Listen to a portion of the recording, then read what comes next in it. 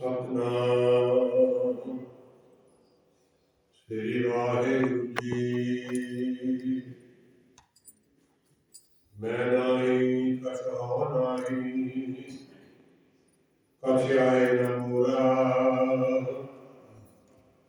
ਔਸਰ ਰਜਿਆ ਰਾਖ ਲਿਓ, ਸਦਨਾ ਜਨ ਤੁਰਾ। ਫਿਰਤ ਪ੍ਰਭ ਆਇਆ, ਭਰਿਆ ਤੋ ਸਰਨਾਏ। ਨਾਨਕ ਕੀ ਪ੍ਰਭ ਬੇਨਤੀ, ਆਪਣੀ ਭਗਤੀ ਲਾਏ।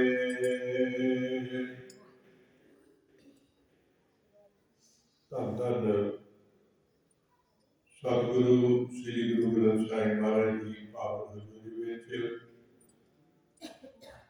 ਮਹਾਂਪੁਰਸ਼ਾਂ ਦੀ ਤਪੋਸਥਲ ਭੂਮੀ ਜੋਗੀਆਂ ਧਰਮਸ਼ਾਲਾ, ਜੋਗੀਆਂ ਢਾਬਾ, ਡੇਰਾ ਗੁਰੂ ਸਾਹਿਬ ਵਿੱਚ ਸੋਹ ਸੰਕਰਾਂਤੀ ਪੁੱਗਣ ਦੀ ਮਨਾਉਣ ਦੇ ਸੰਬੰਧ ਵਿੱਚ ਜੁੜ ਬੈਠੇ ਸਾਧ ਸੰਗਤ ਜੀਓ, ਕਲਸਰਾ ਪਵਿੱਤਰ ਕਰੋ। ਮਨ ਬਿਰਤੀਆਂ ਸਤਿਗੁਰਾਂ ਦੇ ਚਰਨਾਂ ਵਿੱਚ ਜੋੜ ਕੇ ਫਤਿਹ ਬੁਲਾਓ। ਵਾਹਿਗੁਰੂ ਜੀ ਕਾ ਖਾਲਸਾ, ਵਾਹਿਗੁਰੂ ਜੀ ਕੀ ਫਤਿਹ।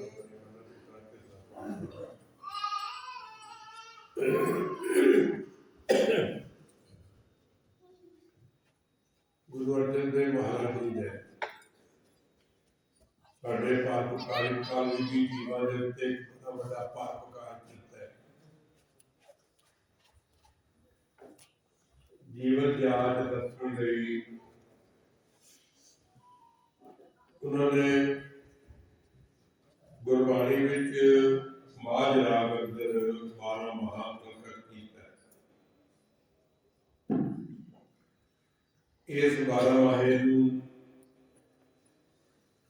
ਸਤਿਗੁਰੂ ਨੇ ਉਚਾਰਨ ਕਿਸ ਲਈ ਕੀਤਾ ਤੇ ਉਹ ਕਰਨਾ ਪਿਆ,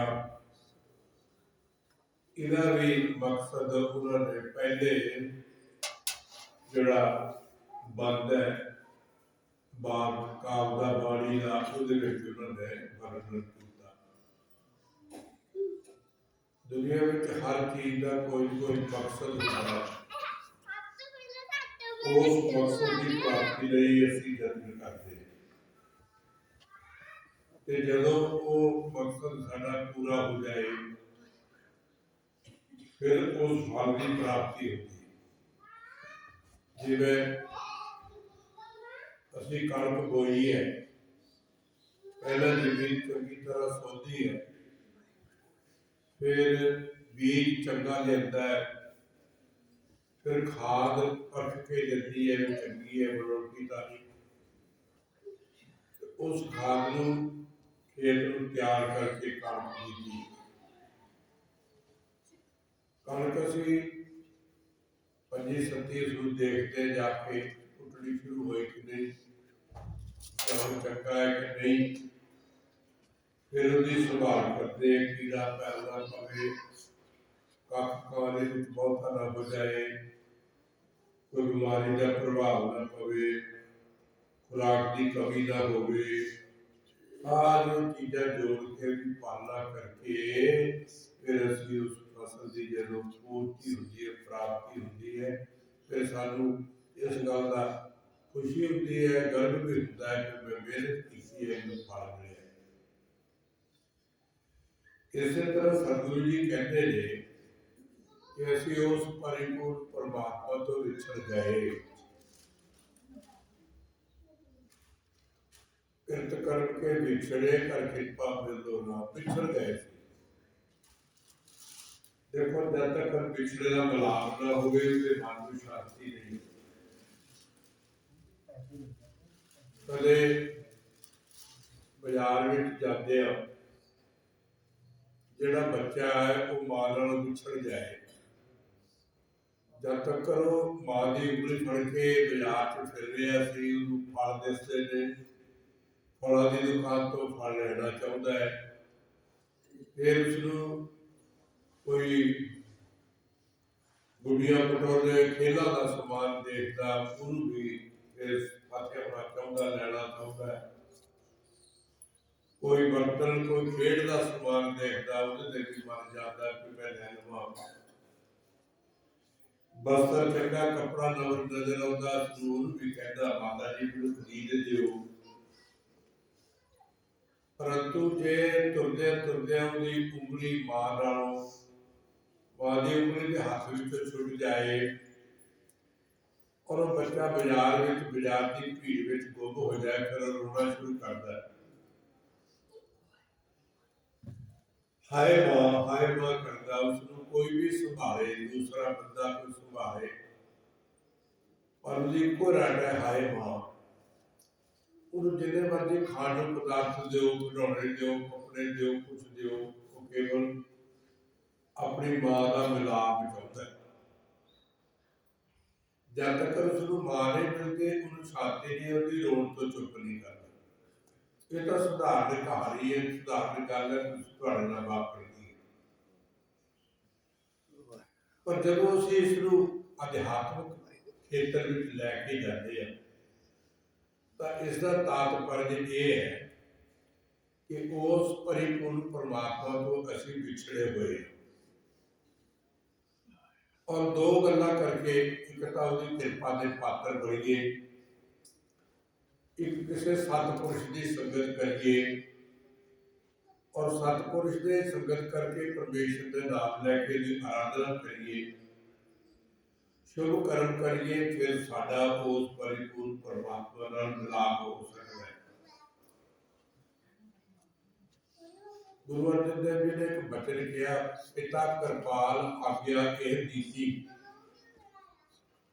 वो परिपूर्ण परमात्मा बड़ा कृपालु है, बड़ा बख्शिंद है, उन्हें आज्ञा दी हुई है। पिता कृपाल आज्ञा एह दीदी, आज्ञा की दी, बारक मुख मांगे सो देना। जिहड़ा बच्चा जो मुंह तो मंगदा है, उसनूं वो देना करो। पिता कृपाल आज्ञा एह दीदी, बारक मुख मांगे सो देना। ते आगे की कहते हैं, नानक बारक दर्श प्रभ चाहे। बच्चा की मुकद है, सतगुरु जी वो साधारण बच्चे की गल नहीं कर रहे, प्रौढ़ अवस्था के बच्चे की, अध्यात्मवाद विचरण वाले पुरुष की गल कर रहे। नानक बारक दर्श प्रभ चाहे, वो तो केवल दर्श चाहता है, मिलाप चाहता है। ते जदों उसका मिलाप अपनी माता नाल बच्चे का हो जाए, फिर वो सारी चीज़ां संसार दी फिर उसके मन च आ जाए। साडी जिहड़ी व्यवस्था है ना, वो उल्ट है। असीं संसार दी वस्तुआं लैके भुल गए। ठीक है, किसी को थोड़ी वस्तु है, किसी को ज्यादा है, किसी को छोटा घर है, किसी को बड़ा घर है, किसी को थोड़े पैसे, किसी को ज्यादा है, किसी को थोड़ा सोना है, किसी को ज्यादा है सब। ये जी कभी पे नहीं है, पर साड़ी मनुष्यता की ऐसी वृत्ति बनी हुई है कि असी जो सानू प्राप्त है उहदे ते असी संतुष्ट नहीं हाँ। असी कहते होर आ जाए, होर मिल जाए, होर आ जाए। ये जिहड़ी होर आ जाए दी वृत्ति है, असी इहदे करके दुखी है। जे सानू उहदे परमात्मा दे दिते ते संतोष आ जाए, सैटिस्फैक्शन हो जाए, संतुष्टि हो जाए, मेरे ख्याल संसार का कोई दुख इस जीव को नहीं होता। फिर बच्चे पढ़ा लिया सी, गल चली पई जोगी पुरुष जिहड़े बड़ी लंबी लंबी उम्र जीते, एकांत विच रहना, मालीय व्यक्तियों को रोकना, जंगल विचों जड़ा दरख्तां दियां बेल बूटा या कोई पत्ते हरे या कोई फ्रूट जंगल का फल वो खा के उन्होंने अपना आहार बना लेना, ना मसाला ना उबालना ना कुछ नहीं करना। और वो आहार खा के कुदरत की गोद विचों तो फिर उन्हें परमेश्वर की जोड़ना शरीर च कोई रोग ही नहीं। बहुते रोग सानू खाण नाल लगे हुण खादा फिर खादा फिर खादा फिर जो शाम तक 5-7 बारी खा लेंगे अद्धा पहला पटिया होता अद्धा होर पा देने वो जहर बन जाता पॉइजन बन जाता। इस तरह साडा जिहड़ा व्यवहार है वो भी गलत है। जिवें साडे काम ज़्यादा करना पैंदा सोच ज़्यादा दौड़ाउणी पैंदी है परेशानियां कम कार ज़्यादा ने उन्हां करके साडे दिमाग की जिहड़ी है वो भी परेशानी बढ़ती है। सो बहुत सारे शरीर के रोग साडे खाण नाल साडे व्यवहार नाल पैदा होंदे। जे साडा खाना पीना व्यवहार शुद्ध हो जाए तो फिर बहुते रोग जिहड़े है ना वो इस जीव नूं नहीं निकलते। तुसीं वेखो जितने जानवर है नील गऊं जंगल च खुलियां नहीं चलदियां ने कदे बीमार नहीं होंदी। साडी खुरली ते बंदे डंगर बीमार होंदे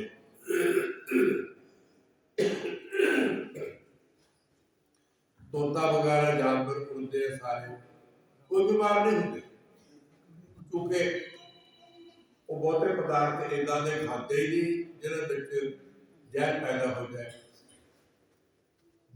उन्हां दा खाना ही शुद्ध है। इस वास्ते जदों साडा आहार शुद्ध हो जाए साडी बुद्धि शुद्ध होए। आप पिछले 2-4 दिन हुए हैं अकाल तख्त के जजदार ने कहा कि झटका खा लेना सीख ली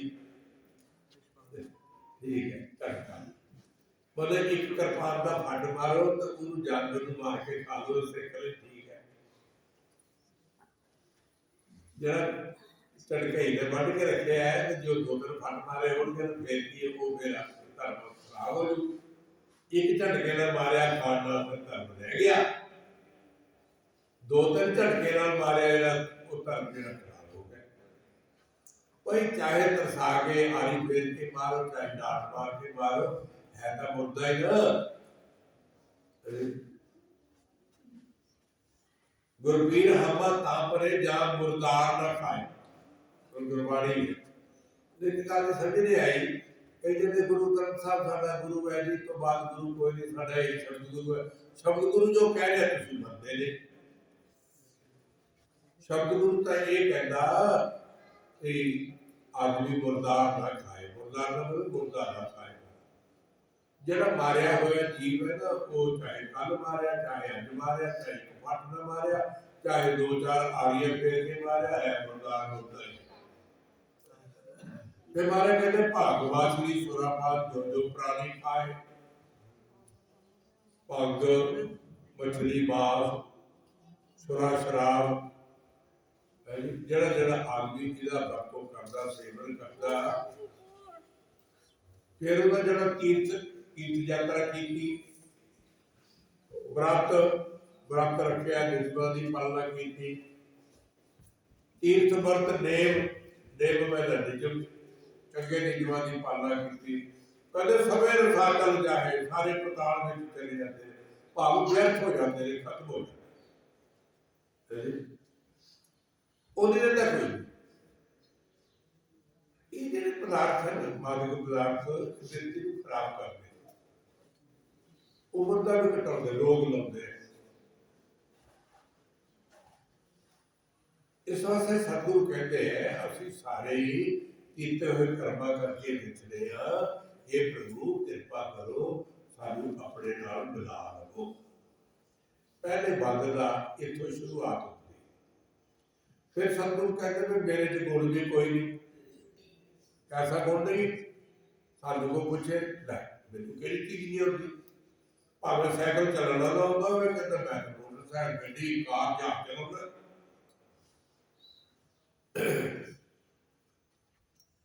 साडे विच ईगो है हुंब है हंकार है। सतगुरु कह रहे तेल दुधै ते बाहरी किते ना आवे कौन जेड़ी गऊ दुध तो दुध नहीं देती जिवें वो गऊ किसे काम नहीं होती। सतगुरु कहते हे परमेश्वर मेरी भी अवस्था कुछ ऐसी है, मेरे में कोई गुण नहीं है। फिर सतगुरु कहते जग बिन साख को मिलावटी उपजे नाही दाम। ਜਿਹੜੀ ਬੇਲ ਜਿਹੜਾ ਬੂਟਾ ਤੁਸੀਂ ਵਿਹੜੇ 'ਚ ਬੀਜਿਆ, ਖੇਤ 'ਚ ਬੀਜਿਆ, ਅਗਰ ਉਹਨੂੰ ਪਾਣੀ ਨਹੀਂ ਪਾਇਆ, ਉਹ ਬੇਲ ਸੁੱਕ ਗਈ, ਕਮਲਾ ਗਈ, ਤਾਂ ਉਹਦੇ ਚੋਂ ਕੋਈ ਦਾਮ ਹੋਵੇ ਨਾ, ਪੈਸਾ, ਫਲ ਵਗੈਰਾ, ਕੋਈ ਸਬਜ਼ੀ, ਕੁਝ ਨਹੀਂ ਨਿਕਲਦਾ। सतगुरु कहते मेरी अवस्था भी ऐसी है, मेरे कोई गुरु नहीं। पूरा गुरु ग्रंथ साहब महाराज ने दर्ज करके, लोग करके, संपादन करके ताकीर में किया, तेरा कीता जातो नाही, मैनो जोग कीतो ही, मैं निर्गुण यारे को गुण नाही, आपे तरस पयो ही, तरस पया मैं रहमत होई, सतगुर सज्जन मिलिया, नाम के नाम मिले का जीवन तानवर जीवे। गुरु साहब ने बड़े स्पष्ट शब्द कहे, नहीं कोई पर्दा नहीं रह जाता। ऐसे कोई भावभूत शब्द कहे ने जेड़े साडे अंदर की साडी आत्मा नूं टुंबदे है कि हाँ ये जीवन कुछ करना चाहिए। फिर जेड़े 12 महीने कल्ले कल्ले महीने दे विच जिवें जिवें रुत दी तब्दीली आउंदी है, जिवें जिवें वातावरण विच तब्दीली आउंदी है, गर्मी सर्दी का प्रकोप बढ़ता घटता, उवें उवें गुरु साहब ने उस महीने के प्रति सिख नूं वैसे उपदेश किया है। सावण महीने की करे सिख, भादरव की करे, जेठ आदि धुप्पा की करे। ये बड़ी अलौकिक, सुंदर और शिक्षादायक ये 12 माह की बाणी है। और महापुरुषों ने या जेड़े गुरु मत के शिक्षक लोग, प्रचार करने वाले लोग, गुरु लोग, उन्होंने एक ये गल नियत की थी, संगरांद नूं जिहड़ा महीने बाद ये दिन होता है, इस दिन के उत्ते इस महीने के बाणी के पाठ नूं कीता जाए, फिर उन्हें विचारिया जाए कि महीना उस बाणी के वचन अनुसार बतीत किया है। जदों 11 महीने ਵੱਖ-ਵੱਖ ਪੜਾਅ ਦੇ ਉੱਤੇ ਵੱਖ-ਵੱਖ ਵਿਚਾਰ ਨਾਲ ਸਹਿਮਤ ਹੋ ਕੇ ਵੱਖ-ਵੱਖ ਪ੍ਰਕਿਰਤੀ ਦੇ ਨਿਯਮਾਂ ਵਿੱਚੋਂ ਦੀ ਰਹਿ ਕੇ ਇਹ ਜੀਵ ਸਿਮਰਨ ਕਰਦਾ, ਅਖੀਰ ਇਹ ਫੱਗਣ ਦੇ ਮਹੀਨੇ ਵਿੱਚ ਆਏਗਾ ਤਾਂ ਸਤਿਗੁਰੂ ਕਹਿੰਦੇ ਪ੍ਰਾਪਤ ਕੀ ਹੋਏਗਾ। तो आओ ਅੱਜ ਵੇਖੀਏ ਗੁਰੂ ਅਰਜਨ ਦੇਵ ਮਹਾਰਾਜ ਫੱਗਣ ਦੇ ਮਹੀਨੇ ਦੇ ਸੰਬੰਧ ਵਿੱਚ ਕੀ ਕਹਿ ਰਹੇ ਹਨ।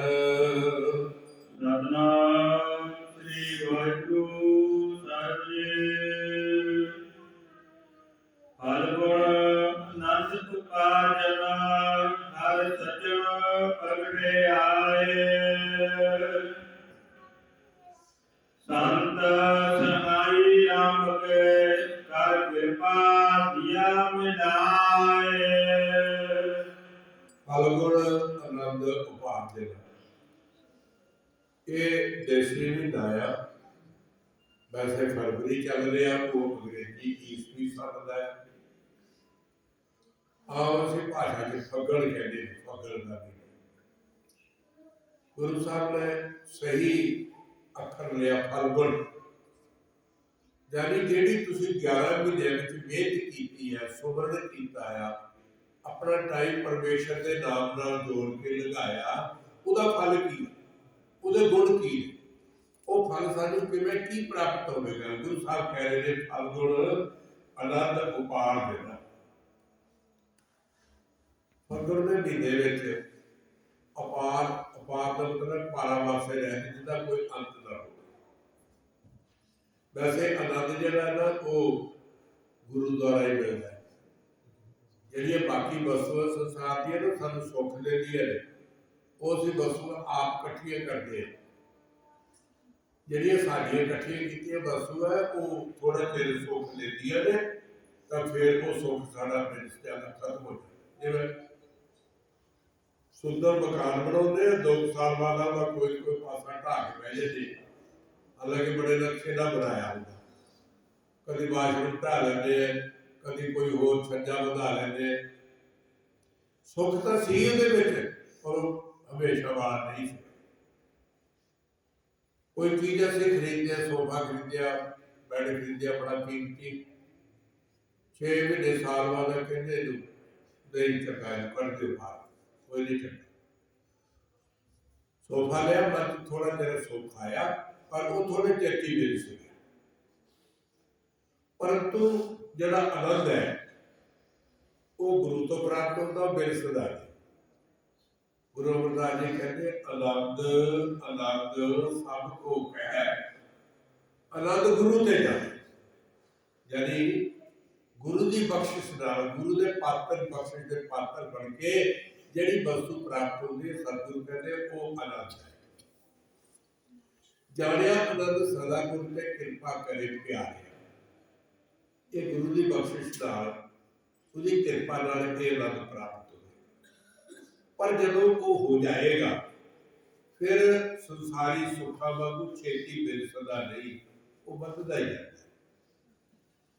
फगड़ के महीने में, क्योंकि 11 महीने में मेरी मेहनत की है, बहुत कुछ कोशिश की है, फिर इन फगड़ के महीने में अत्यंत करके उस आत्मक आनंद की जिहड़ा गुरु बख्शिश करता है और पारावार से रहत है, वो इनू प्राप्त होगा। ते नाल की होया, हर सज्जन प्रगटे आए,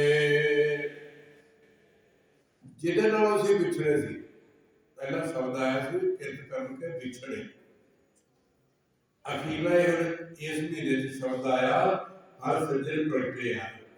जिस सज्जन तो, जिस ईश्वर तो, जिस परिपूर्ण परमात्मा तो ये जीव विछड़िया सी, ये 11 महीने की मेहनत करने तो बाद विच वो हुण सज्जन का मिलाप हो गया, प्रगट हो गया।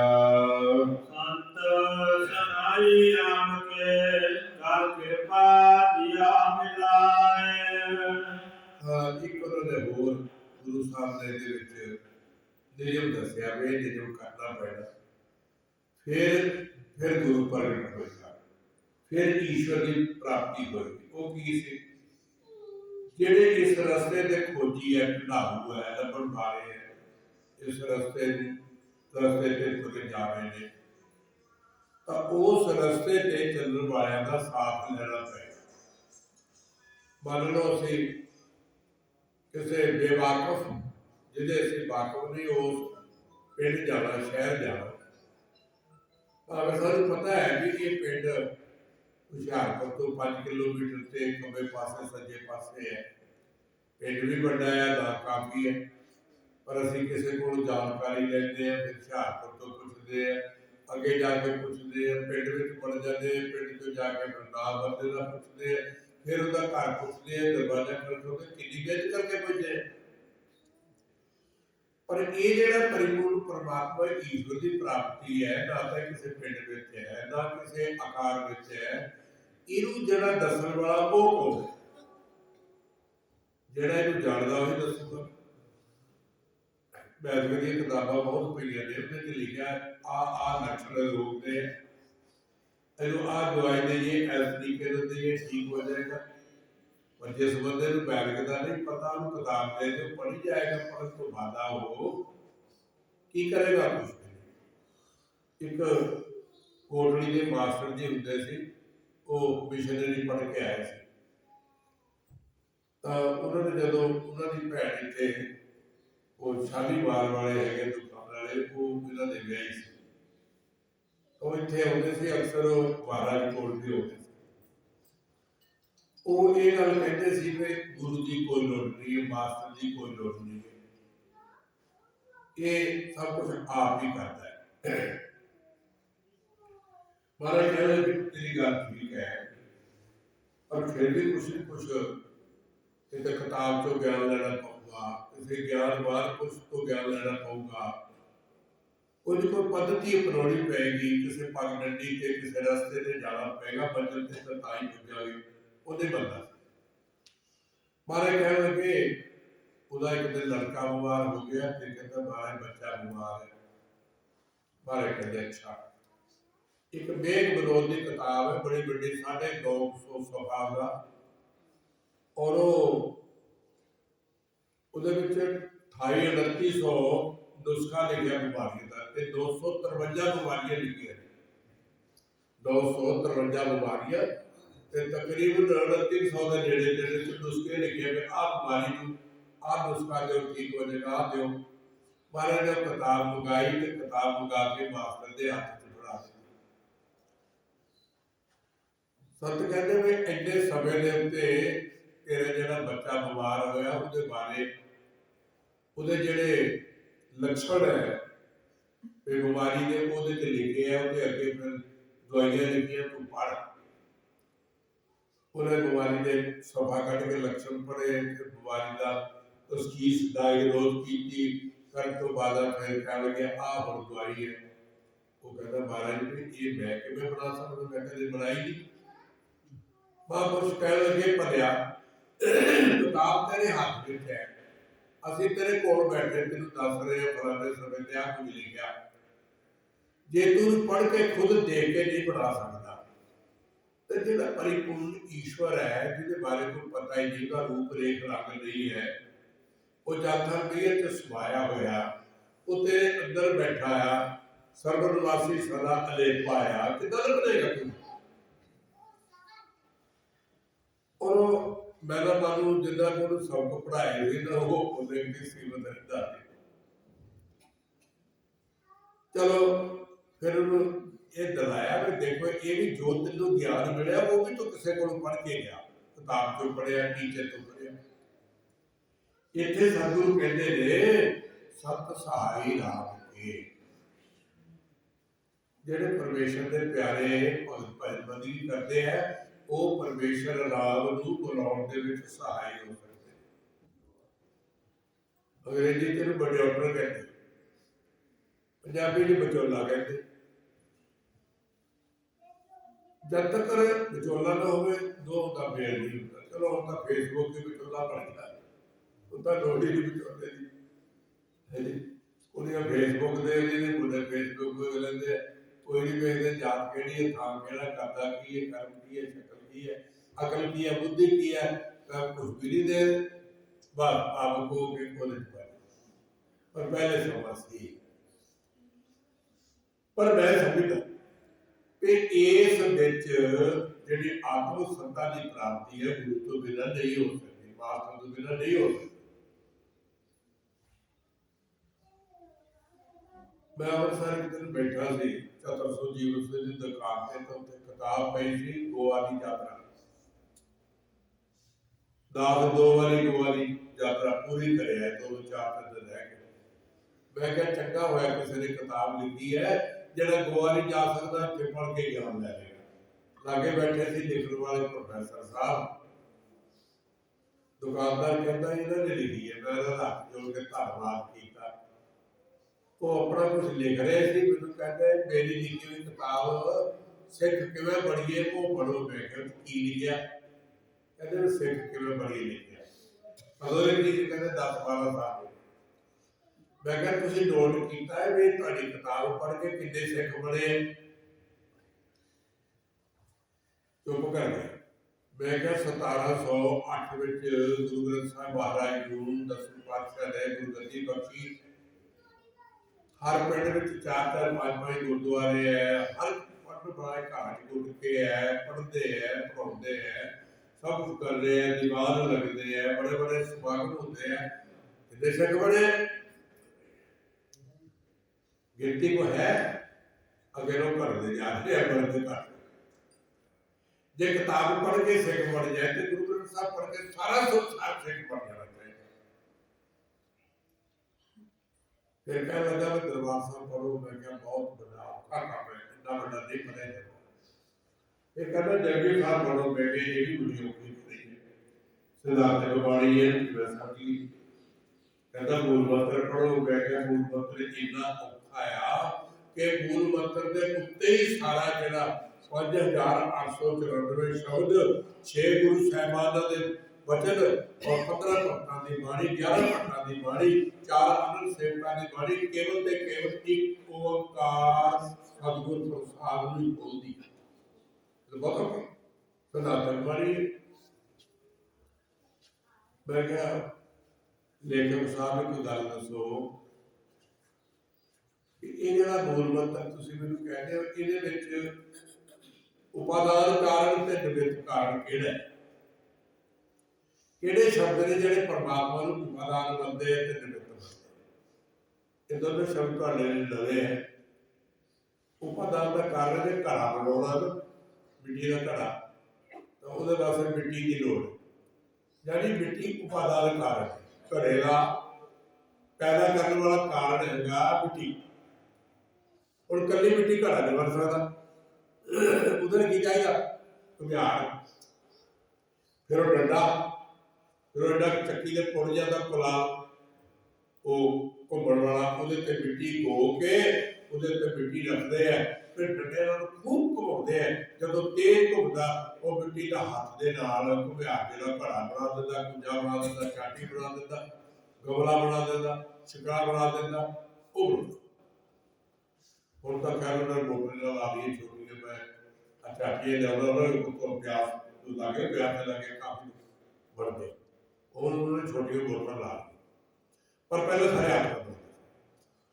ਨਿਮਿਤ ਕਾਰਨ ਹੈ ਘੁਮਿਆਰ, ਡੰਡਾ ਤੇ ਚੱਕ ਜਿਹਦੇ ਤੇ ਬਣਾਇਆ।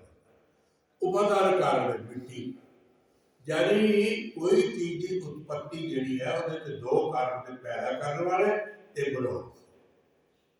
ਮੈਂ ਕਿਹਾ ਇਹ ਦੱਸੋ ਮੂਲ ਮੰਤਰ ਵਿੱਚ ਕਿਹੜੀ ਚੀਜ਼ ਸੰਸਾਰ ਨੂੰ ਬਣਾਉਣ ਵਾਲੀ ਹੈ ਤੇ ਕਿਹੜੀ ਚੀਜ਼ ਤੋਂ ਬਣੀ? ਮੈਨੂੰ ਕਹਿੰਦੇ ਆ ਮੇਰਾ ਫੋਨ ਨੰਬਰ ਲੈ ਦਿਓ, ਤੁਸੀਂ ਗੱਲ ਕਰਦੇ ਹੋ। ਮੈਂ ਕਿਹਾ ਉਦੋਂ ਰੋਗ ਬੜੀ ਪੈਂਦੀ ਸੀ, ਮੈਂ ਕਿਹਾ ਮੈਂ ਕੋਈ ਕਮਰਾ ਤੇ ਹੈ ਨਹੀਂ ਭਈ ਸਾਹਮਣੇ ਬੈਠੇ ਤੁਸੀਂ ਜਵਾਬ ਨਹੀਂ ਦਿੰਦੇ, ਤੁਹਾਡੇ ਮੈਂ ਫੋਨ ਨਾਲ ਮੈਂ ਸਿਰ ਤੇ ਪਾਈ ਜਾਵਾਂ।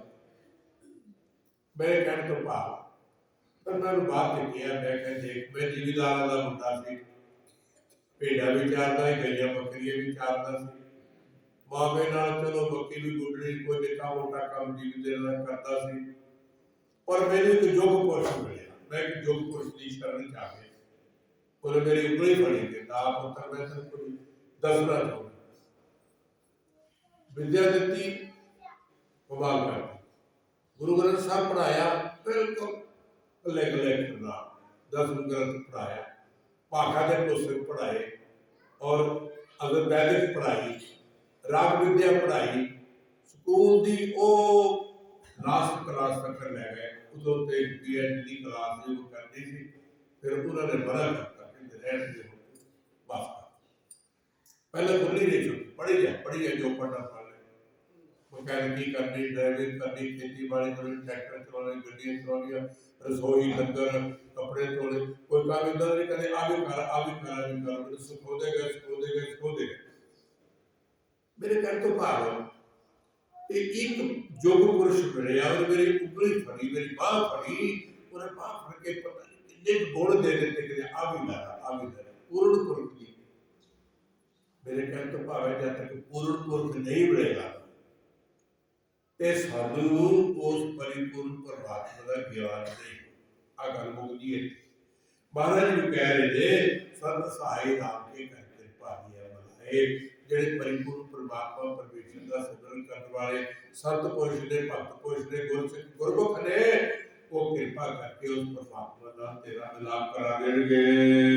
ਤੇਜ ਸੁਹਾਵੀ ਸਰਬ ਸੁਖ, ਗੁਣ ਦੁਖਾ ਨਹੀਂ ਜਾਏ।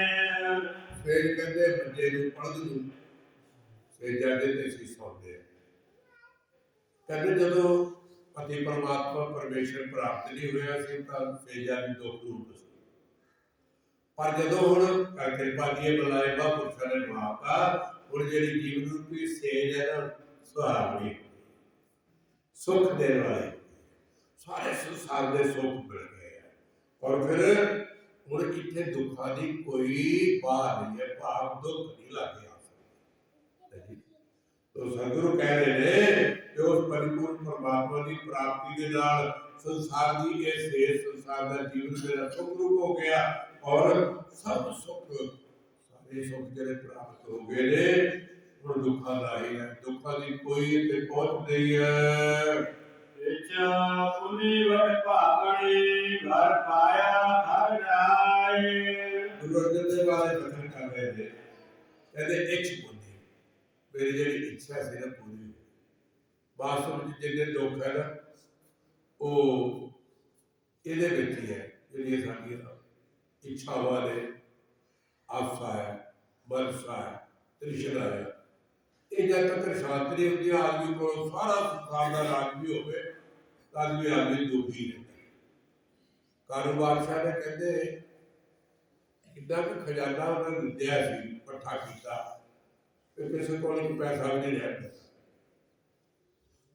ਜਦੋਂ ਉਹਨੂੰ ਪੂਰਾ ਯਕੀਨ ਹੋ ਗਿਆ ਕਿ ਹੁਣ ਮੈਂ ਕਿਸੇ ਕੋਲ ਕੋਈ ਪੈਸਾ ਨਹੀਂ ਰਹਿ ਦਿੰਦਾ, ਉਹਨੇ ਡੌਡੀ ਪਟਵਾਈ ਕਿ ਜਿਹੜਾ 1 ਰੁਪਈਆ ਕੋਈ ਚਾਂਦੀ ਦਾ ਲਿਆਏਗਾ ਮੈਂ ਆਪਣੀ ਲੜਕੀ ਦੀ ਸ਼ਾਦੀ ਉਹਦੇ ਨਾਲ ਕਰ ਦਿਆਂਗਾ। ਕਿਸੇ ਨੌਜਵਾਨ ਨੇ ਸੁਣੀ ਗੱਲ, ਉਹ ਆਪਣੀ ਵਿਧਵਾ ਮਾਂ ਨੂੰ ਜਾ ਕੇ ਕਹਿੰਦਾ ਵੀ ਮਹਾਸ਼ਰੀ ਮੈਨੂੰ 1 ਰੁਪਈਆ ਚਾਹੀਦਾ। ਕਾਲੂ ਬਾਦਸ਼ਾਹ ਕਹਿੰਦਾ ਮੈਂ ਲੜਕੀ ਆਪਣੀ ਦੀ ਸ਼ਾਦੀ ਉਸ ਬੰਦੇ ਨਾਲ ਕਰਾਂਗਾ ਜਿਹਦੇ ਕੋਲ 1 ਰੁਪਈਆ ਕੋਈ ਪੁੱਤਰ ਹੈ ਹੀ ਨਹੀਂ, 1 ਰੁਪਈਆ ਕਿਸੇ को है ही नहीं। बच्चा जिद करना पहले वाली देव देव दसो। अखीर मां सोच के कहने लगी पुत्र जब तेरा अब्बा जान संसार चो गया सी, भाव तेरा प्यो मरिया सी ते कबर च रखने लग्या ਉਹਦੇ ਮੂੰਹ ਦੇ ਉੱਤੇ 1 ਰੁਪਈਆ ਚਾਂਦੀ ਦਾ ਰੱਖਿਆ ਸੀ। रात के अंधेरे च गया, कबर कुटी, कबर कुट के चांदी का रुपया कढ़िया, सवेरे बादशाह दे पेश हो गया, कह लगा चांदी का रुपया ले ते परिवार पूरा। हुण कह लगा भाई कहते तेन सजा देनी चाहिए। बादशाह का हुक्म सी भी किसी को पैसा नहीं लेना चाहिए, तेरे को पैसा क्यों रह गई। मंत्री सियाणा से कह लगा बादशाह सलामत, पर पुछ लीए नूं तेरे को 1 रुपया कित्थों आया। जदों पूछया उन्हें कहा मैं बाजार दे विच ये डौली पिटदी सुनी सी कि बादशाह अपनी कुड़ी की शादी उहदे नाल करेगा जिहदे कोई रुपया चांदी दा होएगा। मैं अपनी मां नूं कहा, मेरी मां ने कहा भी तेरे अब्बा जान दी कब्र विच 1 रुपया पिया पुट लै। कहंदा मैं पुट के लिआया। बादशाह दे दिमाग च गल आई, ओ इत्थे तां हज़ारां कब्रां ने, हज़ारां रुपये पे ने, फिर कब्रां पट्टी पर कब्र पुट के भी जी तृष्णा वो भी भरी नहीं। इसलिए महाराज कहते तृष्णा बिरले ही की दूजी है, कोई संसार से एक बंदा नहीं तृष्णा मुक्त जाती। कोट जोरे लाख करोड़े मन न होरे पर एक दूजी। तो महाराज कहते इच्छ पुण्य बड़ भागनी, मेरी जी इच्छा सी स्व इच्छा सी, एक इच्छा होती एक अनिच्छा। दुख साड़ी अनिच्छा करना, ਅਸੀਂ ਦੁੱਖ ਨੂੰ ਚਾਹੁੰਦੇ ਨੇ ਆਪੇ ਆ, ਇੱਛਾ ਸਾਡੀ ਹੁੰਦੀ ਹੈ ਸਾਨੂੰ ਸੁੱਖ ਹੀ ਮਿਲਦਾ ਹੈ। ਕਹਿੰਦੇ ਹੁਣ ਸੁੱਖ ਦੀ ਪ੍ਰਾਪਤੀ ਹੋ ਗਈ ਹੈ, ਮੈਂ ਵੱਡੇ ਭਾਗਾਂ ਵਾਲੀ ਹਾਂ, ਜੀਵ ਰੂਪੀ ਇਸਤਰੀ ਮੈਂ ਵੱਡੇ ਭਾਗਾਂ ਵਾਲੀ ਹਾਂ। ਵਰ ਪਾਇਆ ਹੋਇਆ ਹੈ, ਵਰ ਦਾ ਪਤੀ ਕਹਿੰਦੇ ਮੈਨੂੰ ਹਰੀ ਪਰਮਾਤਮਾ ਰੂਪੀ ਜਿਹੜਾ ਦਾ ਪਤੀ ਉਹ ਮੈਨੂੰ ਵਰ ਦੇ ਵਿੱਚ ਮਿਲ ਗਿਆ ਹੈ। वेदा सैया मंगल का बहे गीत गोविंद अलाए। ब्याह शादी जो लड़की लड़के की शादी होती है ते बहुत सारे गाने गाए जाते हैं। अज तक गाने भी वो दिलचुम ते रह गए, एम गाना होता ही अगे बीबियां सुहाग गादियां सी, घोड़ियां गादियां सी, और पहाड़ दे विच तां 15-15 दिन पहला कुड़ी का ब्याह हो चाहे मुंडे का हो, जब सुहाग ते घोड़ियां 15-15 दिन ब्याह तो पहला रात के समय मांझे बीबियां गाउंदियां सी।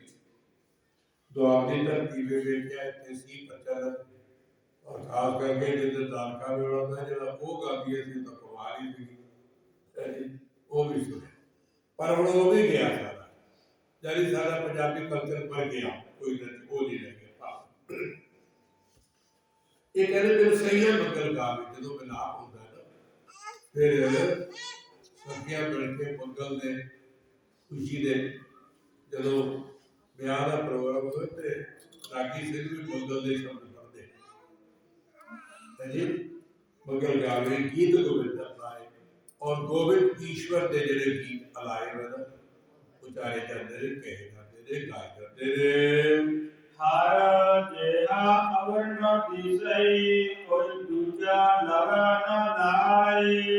कहते हरि परमात्मा वर्गा होर को है ही नहीं, यहाँ तो जिससे को है ही नहीं संसार में।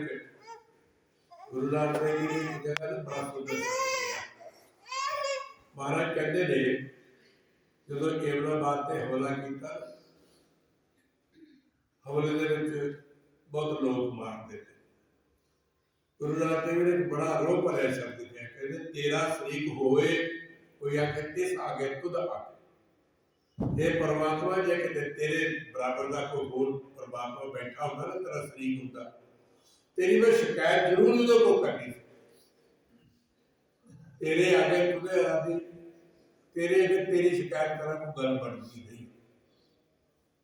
हुण परमात्मा वर्गा को होर है ही नहीं। शास्त्र कहता एको ब्रह्म द्वितीयो नास्ते, एको ब्रह्म होर को है। गुरमत कहती एक ओंकार, एक अद्वितीय परमात्मा है, उदों मेरा होर कोई नहीं। बाइबल कहती गॉड इज वन, परमात्मा एक कोई होर सो कहते परमात्मा दूजा को है नहीं, वो वर्गा होर कोई नहीं। और जिन्हों दूजे नाल से जुड़ जाए कोई ऐसा है ही नहीं, केवल एक ईश्वर प्रभु परमात्मा है। हरत पनत सवायम निजत सिद्धियन जाए। हल्त पग सवारे हो, हल्त ये लोग पलत पर लोग परमेश्वर के नाम सिमरन के नाल प्रभु प्राप्ति नाल ये लोग भी सबर जाता है। वो लोग तुसीं वेखो पुरखता सी सारे ही, पर जिहड़ा बंदगी करदा, सिमरन करदा, भले काम करदा, शांतमय तरीके नाल बोलदा, चंगा जीवन बतीत करदा, सबर संतोख सोच संयम करदा, उहनूं बाहर पुरख कहना शुरू करदे ने। बाहर कहंदे बेटा पुरख असीं सारे हैं, एक साडे चों जिहड़ा परमेश्वर नाल जुड़दा उहनूं बाहर कहते जिहड़ा परमेश्वर नाल जुड़दा है उहदा हल्त भी ये लोग भी ते परलोक भी सुधर जाता। सवारे दे चल दित्ती जाए, उहनूं स्थिर पदवी प्राप्त हो जाती है। वो फिर डोलदा नहीं, स्थिर रहता है, उहदे च भटकना मुक जाती है, जबड़ बनना मुक जाता है, दुख सुख दे वो बिल्कुल परे हो जाना, कोई दुख नहीं, सुख दुख दोनों सब कर जाने इस अवस्था में चला जाता है। संसार सागर ते रखियत बहु न जन्म ताए। उस परमात्मा जिहड़ा परमात्मा प्राप्त होया, उहदे सेर सुहागी हो गई, सारे सुख प्राप्त हो गए, इच्छा पूरी हो गई, गीत गोविंद दे गाए जा रहे हैं, फिर की होया कहते हाँ हल पग सवारन फिर संसार सागर ते रखे। वो ईश्वर फिर ये जरा भाव सागर संसार है ना, देखो समुद्र तो है ही उधर दिसदा है, भाव सागर संसार भी दिसदा, पर इसी को देखा करके देखते नहीं, ये सानू चंगा लगता। धी पुत्र धन दौलत कार कोठी जमीर मकान सब चंगे लगते है। ये ऐसी व्यवस्था है जरा मुड़ मुड़ के संसार जमी जाता, मरी जाता, जमी जाता। गुरबाणी में वचन होता अंत काल जो लक्ष्मी सिमरै, ऐसी चिंता बैठे पर सर्व जोड़ बाबा उतरे। अंत काल जो लड़के सिमरै, ऐसी चिंता बैठे पर शुक्र जोड़ बाबा उतरे। अंत काल जो स्त्री सिमरै, ऐसी चिंता बैठे पर पेशवा जोड़ बाबा उतरे। अंत काल जो मंदिर सिमरै, ऐसी चिंता बैठे पर प्रेत जोड़ बाबा उतरे। एक गीत कहते अंत काल नारायण सिमरै, मर लगे आदमी की वृत्ति जिधर चली जाए ना, वो कहते गुरु साहब कह रहे, बाणी कह रही फिर आ दुनिया को प्राप्त हो गई। पुत्र अभिलाषा करके मर जाए तो कहते सूर की जोनी च, मकान की अभिलाषा की इच्छा च मर जाए तो कहते प्रेत जोनी च, स्त्री की इच्छा में मर जाए तो बेसवा जोनी च। बाणी कह रही है तो कल्पना जिवें कर रहे कहते ये जी अंत समय की इच्छा है ना, कोई बंदा जो पुरानी मरण पहले बैठा होवे तो जो तुम खबर में जाओ फिर कहते हो, कहते सुखमनी साहब सुनाओ, जपजी साहब के लागे पढ़ो, भागवत गीता का पाठ करो, रामायण पढ़ के सुनाओ, ताकि उसकी वृत्ति जी है वो उधर चली जाए, ये मुक्त हो जाए संसार। इन्ना ही पढ़ने का मतलब। तो इस दृष्टि जी है संसार सागर ते रखे, जो ये ईश्वर प्रायण हो गया, ईश्वर की भक्ति नाल दी वृत्ति जुड़ गई, फिर कहते संसार सागर को एक पार हो जाएगा ते जरा जबड़ा मरना संसार में बहुत ना जन्म खाए ना भरेगा ना जन्मे। वैसे गुरु साहब ने एक वचन किया, मारे कहते ने एक दुख राम राय काटो बेड़ा, ये प्रभु मेरा एक दुख काट दे। वो कहना अगर दहे हर गर्भ माता के गर्भ ਵਿੱਚ बार-बार जाना ਜਿਹੜੀ ਇੱਥੇ ਦੀ ਜਠਰਾ ਅਗਨੀ ਨੂੰ ਸਾੜਦੀ ਹੈ ਨਾ ਉਹ ਮੈਨੂੰ ਦੁੱਖ ਹੁੰਦਾ ਸਾਡਾ। ਅਗਰ ਦਹੇ ਦਾ ਸਾੜਦਾ, ਅਗਰ ਦਹੇ ਹਰ ਗਰਭ ਬਸੇਰਾ, ਗਰਭ ਦੇ ਵਿੱਚ ਜਿਹੜਾ ਮੈਂ 9 ਮਹੀਨੇ ਬਸਦਾ ਨਾ ਉਹ ਜਿਹੜਾ ਬੜਾ ਵੱਡਾ ਕੁੱਬੀ ਨਰਕ ਹੈ ਉਹ ਦੁੱਖ ਮੇਰਾ ਕੱਢ ਦੇ ਗਰਭ से। ਇਹਦਾ ਮਤਲਬ ਜਨਮੇਗਾ नहीं तो मरेगा भी नहीं, फिर दुख ना होएगा नहीं। जे संसार चाहेगा तो दुख होगा। तुम्हारे कहते ने प्रभु सिमरन नाल और ਉਹਦੇ ਨਾਲ ਬਲਾਪ ਦੇ ਨਾਲ ਫਿਰ ਜਮਣਾ ਮਰਨਾ ਮੁੱਕ ਜਾਏਗਾ। ਜਿਹਵਾ ਏਕ ਅਨੇਕ ਗੁਣ ਤਰੇ ਨਾਨਕ ਚਰਣੀ ਪਾਏ। ਸਤਿਗੁਰੂ ਕਹਿੰਦੇ ਮੈਂ ਬਚਨ ਤੇਰੇ ਗੁਣ ਤਾਂ ਪ੍ਰਭੂ ਗਾਇਨ ਕੀਤੇ ਹਨ, ਪਰ ਮੇਰੀ ਇੱਕ ਜੀਵ ਆਇਆ ਤਾਂ ਤੇਰੇ ਗੁਣ ਤਾਂ ਅਨੇਕ ਹੀ ਹੈ, ਪਤਾ ਹੀ ਨਹੀਂ ਲੱਗਦਾ ਕਿੰਨੇ ਕਿੰਨੇ। ਤੂੰ ਤਾਂ ਬਹੁਤ ਵੱਡਾ, ਤੂੰ ਬੇਅੰਤ ਕੋ ਮਿਲਣਾ ਜਾਣੇ, ਤੂੰ ਜੋ ਪਾਰ ਬੇਅੰਤ ਸੁਆਮੀ, ਤੇਰੀ ਤਾਂ ਗਤੀ ਨੂੰ ਕੋਈ ਜਾਣਦਾ ਹੀ ਨਹੀਂ। ਜੋਗੀ ਜਤੀ ਤਪ ਭਾਪਾ ਚਾਰੇ ਉਹ ਵੀ ਨਹੀਂ ਜਾਣ ਸਕੇ। ਇੱਕ ਜਗ੍ਹਾ ਗੁਰੂ ਅਰਜਨ ਦੇਵ ਜੀ ਨੇ ਇਹ ਗੱਲ ਕਹੀ ਹੈ ਕਿ ਕੋਟ ਕਰਨ ਦੀਜੇ ਮੇਰੇ ਠਾਕ ਉੱਥੇ ਮੰਗ ਕੀਤੀ ਵੀ 1 ਕਰੋੜ ਮੈਨੂੰ ਜੀਵ ਦੇਵੇ ਤੇਰਾ ਨਾਮ ਲਵਾਂ, 1 ਕਰੋੜ ਮੈਨੂੰ ਕੰਨ ਦੇਵੇ ਤੇਰਾ ਨਾਮ ਸੁਣ। ਅਸਾਂ ਨੂੰ ਦੋ ਹੀ ਦਿੱਤੇ ਹੈ ਵੀ ਸੁਣਦੇ ਨਾ। ਇੱਕ ਜੀਵ ਹੈ ਦਿੱਤੀ ਤਾਂ ਪਰਮੇਸ਼ਰ ਦੇ ਸਿਮਰਨ ਵਾਸਤੇ, ਅਸੀਂ ਜੋ ਕੂੜ ਕਵਾੜ ਝੂਠ ਝਾੜ ਰਹੀ ਚੁਗਲੀ ਕਰਦੇ ਹੈ। ਬਾਣੀ ਵਿੱਚ ਤਾਂ ਬਚਨ ਆਇਆ ਸਾਜੇਵਾ ਜਲ ਜਾਓ, ਉਹ ਕਹਿੰਦੇ ਜੇਵਾ ਹੀ ਸੜ ਜਾਵੇ ਜਿਹੜਾ ਹਰੀ ਪਰਮਾਤਮਾ ਦੇ ਨਾਮ ਨੂੰ ਵਸਾ ਦੇ। ਤੇ ਚਲੋ ਸਮਾਂ ਹੋ ਗਿਆ। ਮਹਾਰਾਜ ਕਹਿ ਰਹੇ ਸੀ ਜੇਵਾ ਅਨੇਕ ਅਨੇਕ ਗੁਣ, ਤੇਰੇ ਗੁਣ ਬਹੁਤ ਨੇ, ਮੇਰੀ ਇੱਕੋ ਹੀ ਜੀਵਾ ਆ ਤੇਰੇ ਨਾਨਕ ਚਰਨੀ ਪਾਏ ਕਿ ਮੈਂ ਤੇਰੇ ਚਰਨਾਂ ਵਿੱਚ ਆ ਗਿਆ, ਤੇਰੇ ਚਰਨਾਂ ਦੀ ਪ੍ਰਾਪਤੀ ਹੋ ਗਈ ਹੈ, ਤੇਰੇ ਚਰਨਾਂ ਦੀ ਬਖਸ਼ਿਸ਼ ਲੈ ਕੇ ਤੇ ਮੈਂ ਭਾਵ ਸਾਗਰ ਸੰਸਾਰ ਚੋਂ ਤਰ ਗਿਆ। ਕਰਨਾ ਬਣਦਾ ਹੈ, ਤਰ ਜਾਈਦਾ। ਔਰ ਸਤਿਗੁਰ ਅਖੀਰ ਚ ਕਹਿੰਦੇ ਹਰ ਗੋਲ ਨਿਤ ਸਲਾਹੀਐ ਜਿਸ ਨੂੰ ਮਿਲ ਫੱਗਣ ਦੇ ਮਹੀਨੇ ਵਿੱਚ ਉਸ ਪਰਿਪੂਰਨ ਪਰਮਾਤਮਾ ਨੂੰ ਦਿੱਤਾ ਪ੍ਰਤੀ ਸਲਾਹਨਾ ਕਰੋ, ਉਹਦੀ ਵਡਿਆਈ ਕਰੋ, ਸਤੁਤੀ ਕਰੋ। ਮੌਸਮ ਬੜਾ ਕਰੋ, ਇੱਥੇ ਥੋੜੀ ਠੰਡ ਹੈ ਪਰ ਫਿਰ ਵੀ ਮੌਸਮ ਬਹੁਤ ਵਧੀਆ ਆ ਰਿਹਾ, ਬਸੰਤ ਰਿਤੂ ਚੱਲ ਰਹੀ, बहुत बढ़िया मौसम। और इस मौसम में परमात्मा का सिमरन करना बढ़ता है। सतगुरु कहते महीना सुंदर है, रीजन वैदर है, नित सलाहिए ईश्वर की सराहना करो। और जिन्होंने को सलाहिया, जिन्होंने उस परिपूर्ण परमात्मा को लिया कहते तिसरो तिल रतवाए, वो तिल मात्र की तबा नहीं रहेगी, दुख नहीं रहेगा, कोई संसार का भय नहीं रहेगा। तो अंत विच